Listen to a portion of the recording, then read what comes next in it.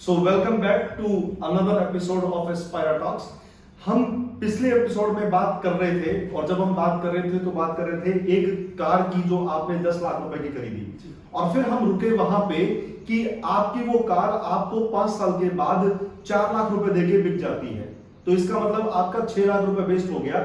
तो यानी कि सालाना आपने 1.5 लाख रुपए इन्वेस्ट कर दिया और जो 1.5 लाख रुपए आपने जो इन्वेस्ट किया उस 1.5 लाख सालाना के हिसाब से अगर आप कोई भी ऐसा साधन यूज कर लो, रैपिडो है, उबर है, कितनी सारी चीजें हैं, आप साल के 2 ट्रिप भी लगा लो किसी भी अपनी पूरी फैमिली के साथ, तब भी आपका मेरे ख्याल से 1.5 लाख नहीं आता। और अगर आएगा भी तो टेंशन फ्री ड्राइवर को साथ में लेके जाओगे आप। और फिर भी अगर गाड़ी लेनी है तो अगर आपको इतना ही शौक है तो सेकंड हैंड गाड़ी लो, नई गाड़ी लो ही मत।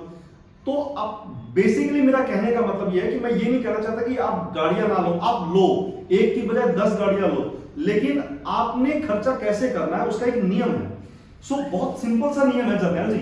अगर मान लो सपोज कि भी आपने 10 रुपए कमाए, 10 रुपए कमाने के बाद आप अपनी इन्वेस्टमेंट को बढ़ाओ और इन्वेस्टमेंट को बढ़ाने के साथ साथ अपने खर्चों को कंट्रोल में रखो। पहले आप 10 रुपए के 100 रुपए कमाओ, फिर 100 रुपए में से 10 रुपए खर्च करना शुरू कर दो, फिर 1000 रुपए बढ़ाओ उसको, फिर 1000 में से 100, 10% खर्चा अगर आप रखोगे, 90 वो आपके अपनी सहूलियत के ऊपर, और 90% को आप बाइफरकेट कर दो इस हिसाब से कि कुछ आपके बच्चों की एजुकेशन पे, कुछ आपके घर पे, और फिर उसका कम से कम 30% हिस्सा आप लोग सेव करना शुरू करें। तो आप 5 साल से 10 साल के अंदर इतना सफिशिएंट अमाउंट इकट्ठा कर पाएंगे कि आपको गाड़ियां ईएमआई पे लेने की जरूरत नहीं है। मेरा तो सबसे अच्छा सजेशन आज कि भी अगर आपके पास 25 लाख रुपए है तो भैया 25 लाख को आप जमा करवा दो बैंक में एज एन एफडी। 25 लाख रुपए आपने एफडी करके बैंक में डाल दिया, उसमें से आप एक ओडी बनवा लो। ओडी बनवाओ आप 11 लाख की, गाड़ी खरीदो कैश, आपने बैंक से लिया, आपने बैंक को पैसा दिया 25 लाख, 25 लाख आपने बैंक को, बैंक आपको देगा 7% और जब आप उसके ऊपर ओडी करवाते हो तो बैंक आपसे लेगा 8%। आपका पैसा भी सेफ है और आपको 1 साल का कितना पैसा देना पड़ रहा है? 1% एक्स्ट्रा।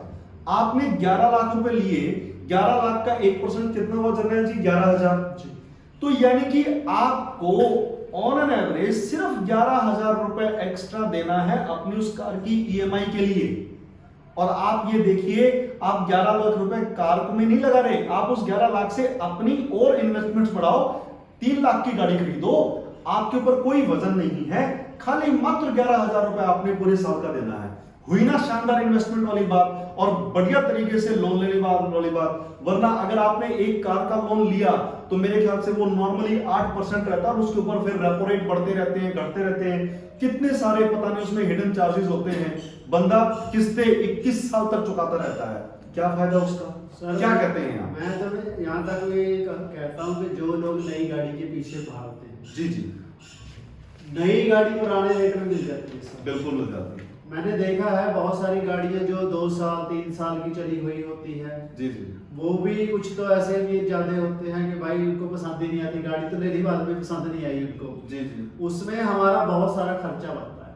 बिल्कुल। मेरा एक दोस्त है, उसने ना गाड़ी लेनी थी, उसकी कीमत थी सर 25 लाख। जी जी, मैंने उसको सलाह दी, मैं कहा यार तो 25 लाख खर्चा करेगा, वो 25 वाली गाड़ी तेरे को 15 में मिल जाएगी। बिल्कुल। लेकिन तू ना यही मानना कि मैंने देना 25 है। बिल्कुल सही बात। जो ऊपर का 10 लाख है आप उसको जमा करवाते जाओ। क्या बात, बहुत बढ़िया। और वो जब जमा करवाते जाओगे जो 15 लाख आपने उसको देना, उसमें भी आपको हेल्प मिलेगी। बिल्कुल सही। और आपको ये लगेगा ही नहीं कि यार मेरे ऊपर कोई लोन है। बिल्कुल। तो बहुत सारी ऐसी जो चीजें हैं, अगर हम उसको समझ के चलें। जी जी, जैसे आपने बताया कि भाई अगर आपकी इनकम बढ़ रही है, कई लोग ऐसे जैसे बात करते हैं कि किसी की सैलरी 10,000 थी, जी जी, तो उसकी सैलरी मान लो 50,000 होगी, उसको 10,000 के हिसाब से ही काम करना चाहिए। बिल्कुल सही बात। अगर वो 50,000 के हिसाब से काम करने चलेगा, वो वहीं का वहीं रहेगा, वहीं के वहीं रह जाएगा, वो आगे नहीं बढ़ पाएगा, बढ़ ही नहीं पाएगा। और आज जैसे कि हमारे भारत की तस्वीर बदल रही है, लोग बहुत एजुकेट भी हो रहे हैं, लोग सीख भी रहे हैं, इन्वेस्टमेंट के नए नए तरीके आ रहे हैं। तो हम बात कर रहे हैं एक बहुत ही मशहूर वैज्ञानिक की, एल्बर्ट आइंस्टाइन। एल्बर्ट आइंस्टाइन ने कंपाउंडिंग को पूरी इन्वेस्टमेंट का एक 8वां अजूबा कहा, और ये सच भी है, लेकिन इसमें समय लगता है दोस्तों, ये एक दिन का काम नहीं है। आपको पेशेंस बनानी पड़ेगी। मार्केट में आज सबसे अच्छा इंस्ट्रूमेंट म्यूचुअल फंड का एसआईपी इंस्ट्रूमेंट है जो अवेलेबल है, जो हम लोग करते हैं। आप लोग अपनी समझदारी से कीजिए, रिसर्च करके कीजिए। हम लोग जो इन्वेस्टमेंट करते हैं वो एसआईपीज में करते हैं, और हमने ऐसा नहीं कि एकदम से 50,000 डाल दिया, 1 लाख रुपए डाल दिया। एक अपना ऐसा फिक्स अमाउंट रख लो जो आपको लगता है आप हर महीने प्रॉपर सेफ तरीके से यूज कर सकते हैं। हम लोग सजेशन तो नहीं, बट एक काइंड एडवाइस है। अगर मैं आज 18, 19 साल, 20 साल की उम्र में होता और मैंने नौकरी शुरू की होती, तो शायद जो गलती मैं कर चुका वो मैं नहीं करता। मैंने क्या गलती की जनरल जी, कि बहुत देर बाद मुझे ये कंपाउंडिंग का फंडा समझ में आया। बट आज तो हम आपको बता रहे हैं, और कितने अच्छे अच्छे जो फाइनेंशियल एडवाइजर्स हैं वो आप लोगों को बताने के लिए मार्केट में बैठे हुए हैं। बस चुनाव आपने सही करना है। तो अगर कोई व्यक्ति, कोई बच्चा 22-23 साल की उम्र में नौकरी शुरू करता है, तो मेरे हिसाब से उसको कम से कम 500 रुपए की एसआईपी कर देनी चाहिए। अगर मैं इस उम्र में होता तो मैं जरूर कर देता, क्योंकि वही 500 रुपए को 10-10% के हिसाब से हर साल बढ़ा दीजिए। जब आप उस 500 रुपए को 10-10% के हिसाब से बढ़ाते जाएंगे, तो 22 साल की उम्र से लेकर जब आप 40 साल की उम्र में पहुंचेंगे, तो मेरे हिसाब से आप फाइनेंशियल फ्रीडम को अचीव कर चुके होंगे। मैं इसके ऊपर ना एक बात बताना चाहूंगा। जी जी। तो मेरा कोई रिश्तेदार था जी, उसके बेटे का जन्मदिन था। जी जी। तो उसने 2.5 लाख रुपया उसके फर्स्ट जन्मदिन पे खर्चा कर दिया। जी जी। मैंने उसको बोला कि भाई जन्मदिन तो आप ना थोड़ा कम पैसों में भी कर सकते थे, अच्छी बात है, खुशी सबको होती है, मनाना चाहते हैं, लेकिन ये 2.5 लाख जो लगाया है ना, ये म्यूचुअल फंड में रख देगा। 25 साल की उम्र में लगभग हमारे बच्चों की शादी का टाइम होता है। बिल्कुल बिल्कुल। 25 साल में इसने कम से कम 2 करोड़ रुपया हो जाना। और बहुत शानदार, बहुत बढ़िया। और ना तो आपको अपने बच्चों की शादी की फिक्र, ना अपने बुढ़ापे की, कोई भी चिंता वाली बात नहीं। तो वो तो 25 लाख जो 2.5 लाख लाए, तो भाई लोग ये कह के चले गए दाल में नमक कम था भाई। बस क्या मिला? क्या मिला बताओ? कुछ भी नहीं। आप जितना मर्जी पैसा लगा लो, लोगों के कमेंट्स तो आपके पास आएंगे ही आएंगे। और म्यूचुअल फंड इन्वेस्टर्स का जो एक परसेंटेज आज से कुछ साल पहले 2% हुआ करती थी, वही परसेंटेज अब आज बढ़कर तकरीबन 15% हो चुकी है। और मैं तो ये कहना चाहूंगा, जैसे आप बता रहे हो लोगों को, तो हमारे समय में हो सकता है हमारे पास ये जानकारी नहीं थी। जी जी, बिल्कुल बिल्कुल। कई बार ऐसा होता है, पैसा होता है, जानकारी नहीं होती। जब जानकारी आती है तो पैसा नहीं होता। ऐसा नहीं होता। लेकिन आज लोग इस चीज को, अगर आप इस पॉडकास्ट को देख रहे हैं और लास्ट तक देख रहे हैं, तो जरूर सुनिएगा। हम आखिर में 7 वो नियम बताएंगे आपको, गोल्डन रूल्स, जिससे आप अपनी वेल्थ को और बेहतरीन कर सकते हैं। आप ये देखिए कि सबसे इंपॉर्टेंट चीज क्या है। हम ये सोचते हैं कि भी एक बड़ा इंपॉर्टेंट वर्ड आता है फाइनेंशियल फ्रीडम। लगभग बहुत सारे वीडियोस आपको मिल जाएंगे। फाइनेंशियल फ्रीडम क्या है भाई? मैं ज्यादा तो नहीं जानता, बट मैं इतना जरूर कह सकता हूं कि फाइनेंशियल फ्रीडम वो आजादी है जब आपकी वेल्थ आपके लिए काम करना शुरू कर दे। आप नहीं कर रहे काम, उस वक्त आपने काम करना बंद कर दिया, आप अपनी जिंदगी को एंजॉय करके जी रहे हैं। आपकी वेल्थ, वो एसेट जो आपने इकट्ठे किए हैं, वो जब आपके लिए काम करना शुरू कर दें, तो आपकी फाइनेंशियल फ्रीडम है। इसमें बताते हैं सर कि वेल्थ वो है, दूसरा रूप वेल्थ का ये भी है कि अब जब आप सो रहे हो तब भी पैसा आ रहा है। क्या बात है। आप ऐसी स्किल डेवलप कीजिए, कंटेंट बनाइए, आप कोर्सेज बनाइए, आप लोगों को पढ़ाइए, आप उन इलाकों में जाके काम कीजिए जहां पे लोग पढ़े लिखे नहीं है। इवन ये भी चीज आपको वेल्थ क्रिएशन में मदद कर सकता है। मैं कहता हूं कि भी कितने सारे बच्चे ऐसे हैं जो मजदूरी कर रहे हैं। आज आप उन बच्चों को इंप्रूव करना शुरू कर दें, आप बच्चों के लिए काम करना शुरू कर दें, चाइल्ड लेबर को खत्म करने में काम करें, आप चाइल्ड की एक्सप्लॉयटेशंस को खत्म करने में काम करें। और जब आप उसके ऊपर काम करेंगे तो वो भी आपकी वेल्थ जनरेशन की एक जर्नी बन जाएगी, और वो जर्नी आपकी कितनी शानदार हो सकती है। जी, मैं देखो बहुत सारे देखे लोग कि पैसा तो सर उनके पास बहुत है। बिल्कुल बिल्कुल। अच्छा, वेल्थ क्रिएशन का एक दूसरा रूप ये भी है कि आपके पास टाइम भी तो होना चाहिए। बहुत जरूरी। पैसा तो बहुत, अगर हम यहाँ अपने शहर में जहाँ पे आप भी रहते हो, जी जी, आप निगाह मारो, लोगों के पास बहुत पैसा है, बिल्कुल। लेकिन वो तब तक है जब तक शटर खुला है। सही बात है। अगर वो एक दिन के लिए शटर बंद करके कहीं घूमने चले जाए ना, तो वो पैसा आएगा नहीं, और उनका ध्यान भी वहीं पे होगा, यार आज इतने ग्राहक मिस हो गए, यार इतना पैसा आना था। लेकिन इसके दूसरे रूप तो देखिए, तो जो मुकेश अंबानी है, जियो का मालिक है, उसको कोई फर्क पड़ेगा सर? बिल्कुल भी। चाहे वो 10 मतलब कि साल घूमने चला जाए कहीं पे, कोई फर्क नहीं, उसको कोई फर्क ही नहीं पड़ेगा। उसने क्या किया, उसने ऐसा प्लेटफॉर्म तैयार कर दिया पहले इन्वेस्टमेंट करके कि भाई वो सदियों चलता रहेगा, क्योंकि उदाहरण के तौर पर आज हम जियो के सिम यूज करते हैं सर, बिल्कुल यूज करते हैं। आज उसने ऐसा चीज कर दिया कि जियो का सिम लेना हमारी मजबूरी है, कॉल करना और कॉल सुनना हमारी मजबूरी है।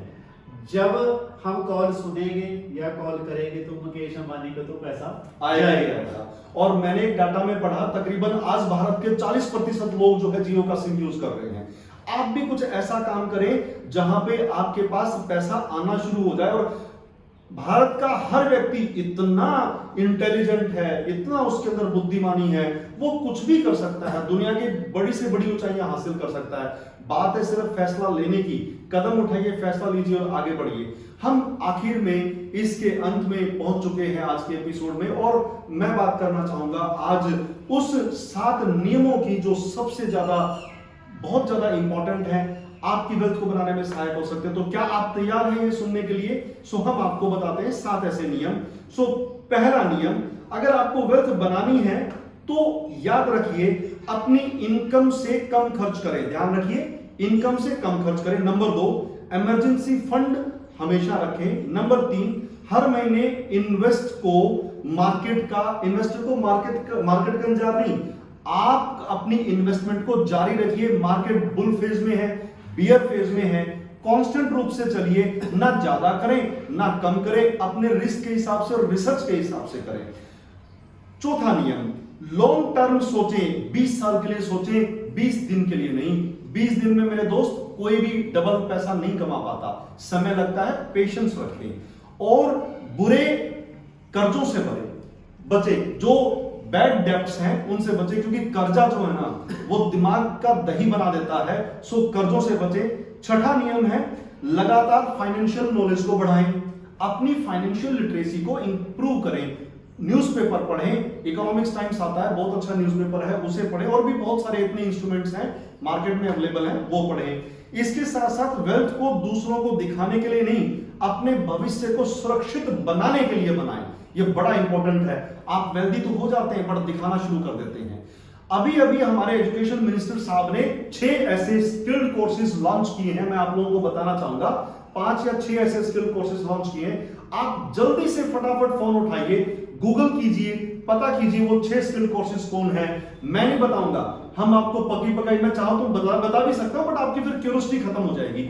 आप फटाक से फोन उठाइए और चेक कीजिए वो कौन से 5 या 6 ऐसे फ्री स्किल्ड बेस्ड कोर्सेज हैं जो हमारे एजुकेशन मिनिस्टर ने अभी लॉन्च किए हैं। सीखिए और दुनिया को सिखाइए, खुद भी अमीर बनिए, दुनिया को भी अमीर बनाइए। जर्नैल जी, कोई अच्छी सी बात बताइए लास्ट में चलने से पहले। लास्ट बात तो सर मैं यही जानना चाहूंगा, देखो अभी आपने अभी थोड़ी देर पहले मेरे को एक वाक्य सुनाया। आप बात कर रहे थे कि एक व्यक्ति ने अपनी जो है जमीनें उसके पास बहुत है, इतनी जमीनें होने के बावजूद वो खर्च नहीं कर पाता। आप कोई इसके 2 कारण बता सकते हैं? बिल्कुल सर, बिल्कुल। एक तो उसका जो दायरा है ना सर, वो पीछे की जो इंफॉर्मेशन है वो पीछे से जब चल रही है उसके परिवार में, वो ऐसे ही एक दायरा बना रखा हम लोगों ने कि भाई बनाते जाओ, बस बनाते चले जाओ। खर्च करने का उनको बताया ही नहीं किसी के, भाई एंजॉयमेंट होता है। जी। तो वो क्या करते हैं, प्रॉपर्टियां बनाते रहते हैं। पता लगता है कि भाई एक दिन वो बनाने के चक्कर में दुनिया से भी चले गए, फिर उनके बच्चे आए आगे, अब उनका भी वही रोल है। बिल्कुल। पैसा आपके लिए ना तभी फायदेमंद है जब आप उनसे कोई एंजॉय कर पाए, वरना आप खाली हाथ चले जाएंगे। अगर आपके पास एक अमाउंट है तो दुनिया घूमिए, धरती पे इतनी सारी सुंदर सुंदर जगह, हमारे भारत देश में आपके आसपास इतनी सारी चीज जगह हैं जहां पे आप जाइए, एक्सप्लोर कीजिए। एक नॉर्मल इंसान सैलरी का इंतजार करता है और एक अमीर इंसान कंपाउंडिंग का। कितना फर्क है उसकी सोच में। तो सोच बदलिए, देश बदलेगा, आपके हालात बदलेंगे। अगर आपको ये एपिसोड अच्छा लगा हो तो आप सब्सक्राइब करें, लाइक करें, उन लोगों के पास भेजें जिन्हें वाकई में इसकी जरूरत है। हम आपसे एक और धुआंधार एपिसोड के अंदर मिलते हैं नेक्स्ट एपिसोड में। तब तक हंसते रहिए, मुस्कुराते रहिए, खुश रहिए और सुखी रहिए। जय हिंद।